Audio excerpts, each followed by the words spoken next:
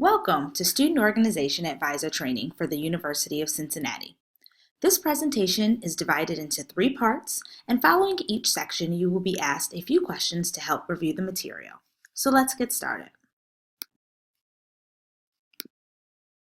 Here at the University of Cincinnati, we have 310 general student organizations, 45 organizations that represent fraternity and sorority life, 21 honorary organizations, 19 AIC or Academic Intercollegiate Competition teams, 45 club sports, and in the 2015-2016 school year, we approved more than 40 organizations.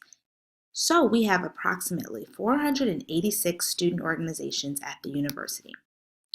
These organizations all fall into 2 different categories.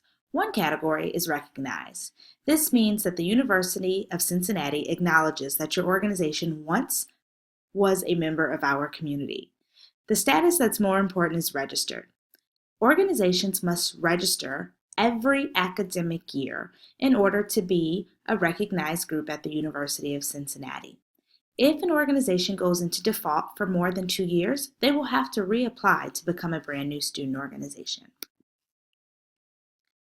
We define a student organization as a group of University of Cincinnati students who have an organization for an educational purpose that supports the vision and goals of the university set forth by the Academic Plan and Diversity Action Plan.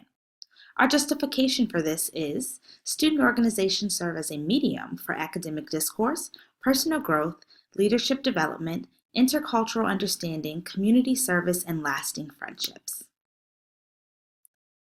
Being an advisor for a student organization is no easy task, but here are some duties that we believe are necessary and essential to serve. The required duties are complete an advisor training session annually. We are moving to an online format, which you are listening to right now. Additionally, you will need to complete Clery training. More information will be available soon. Annually review and approve the organization's online registration information through CampusLink. As requested, approve or reject funding requests. Review and approve the organization's goals and end-of-the-year report. Sign off on reservations of university space and equipment as requested, and be listed as a signature on the organization's checking account. We will go over this a little bit later. Some additional expectations that just make for a good overall relationship are show genuine enthusiasm and interest in the group, as well as their activities.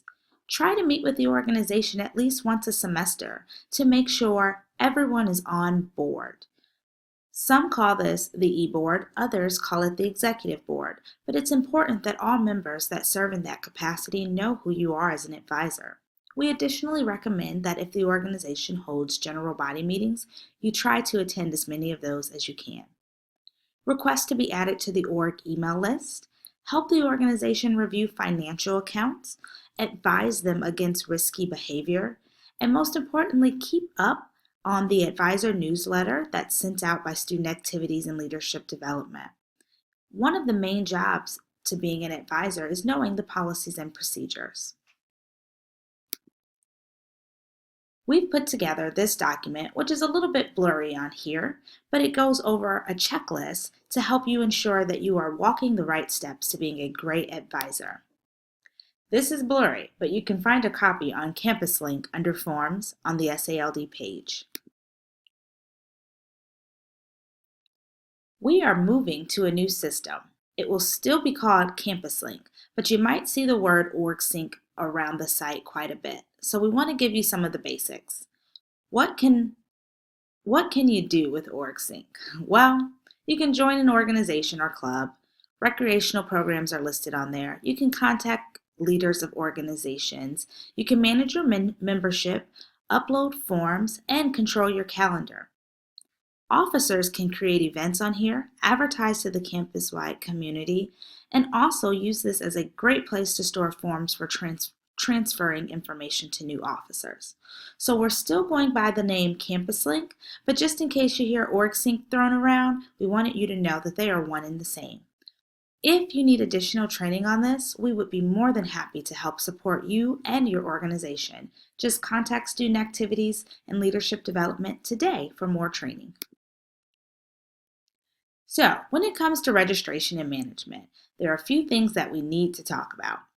We are moving to a spring registration. All registration should be complete this spring or through the summer. Organizations that are returning must be registered no later than 9/1. We will no longer hold in-person registration training for student organizations. Everything will be done online. So just like this, your students will experience an online presentation as well. When it comes to fraternities and sororities and club sports, they have a different date, but it will be no later than October.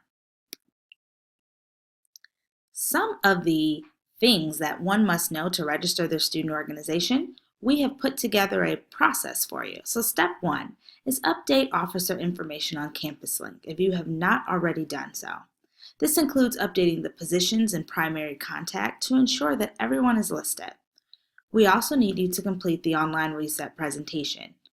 You are doing the advisor portion, your students will do the student organization portion, which includes a president and a treasurer.